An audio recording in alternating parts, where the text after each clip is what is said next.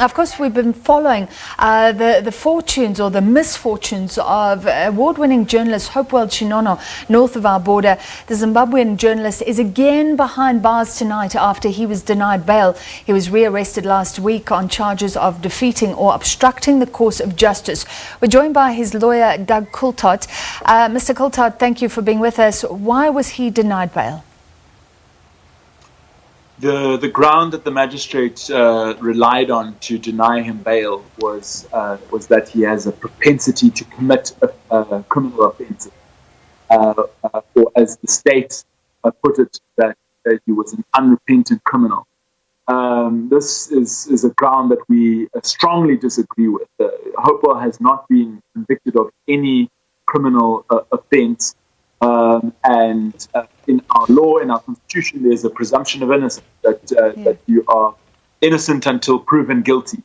But basically, the fact that he was arrested in July and arrested again in October, they're now using as ground for keeping him behind bars and locked up at will be maximum. So can you explain this? Apparently he faced a charge of inciting violence before. I mean, that has been disputed. He says he was simply doing his job.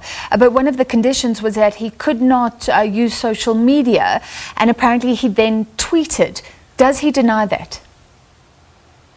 So that's a misunderstanding that I've seen reported quite widely. That he wasn't barred from using Twitter in terms of his bail conditions. What he was barred from was using Twitter for the purpose of inciting mass demonstration. So he was perfectly entitled to continue using Twitter to do his work as a journalist.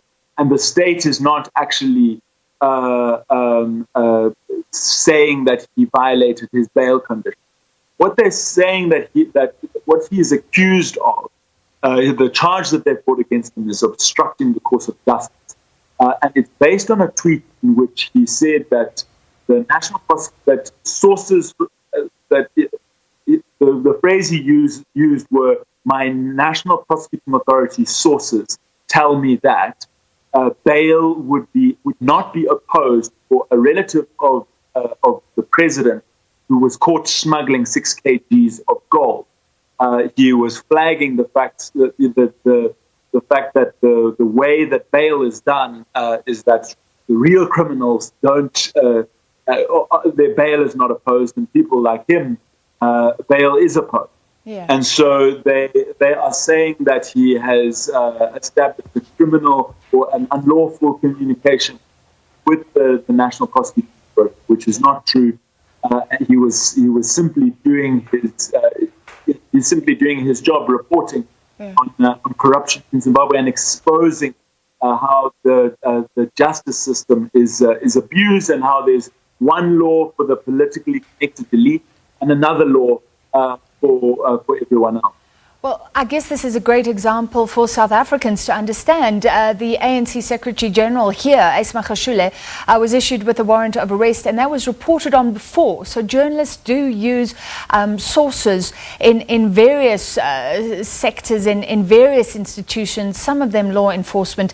That does cause problems for law enforcement, but it does happen. Nobody goes to jail in South Africa, whereas in Zimbabwe, Hopewell Chin'ono arrested again.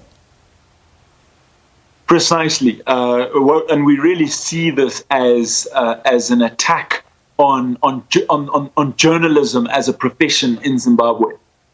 There's of course there've been these 2 arrests of Hopewell.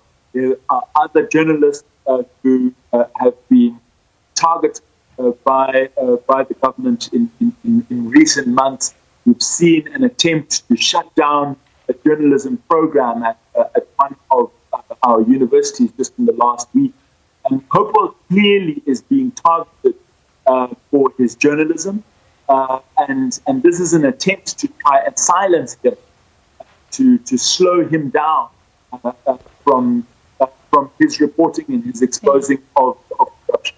So very quickly, the magistrate calling him an incorrigible criminal, what hope do you have for him to receive justice through the Zimbabwean system right now, and what can concerned onlookers do? Yeah, we are very concerned about the process, and we've seen the abuse of the criminal justice process in his previous case. But of course, we will just continue to do all that we can.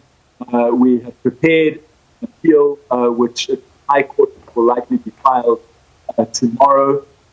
So we will continue to use the avenues which are available to us.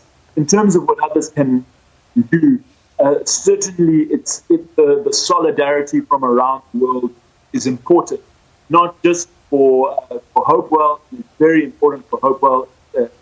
It encourages him when he's in jail to know that journalists around the world are standing in solidarity with him.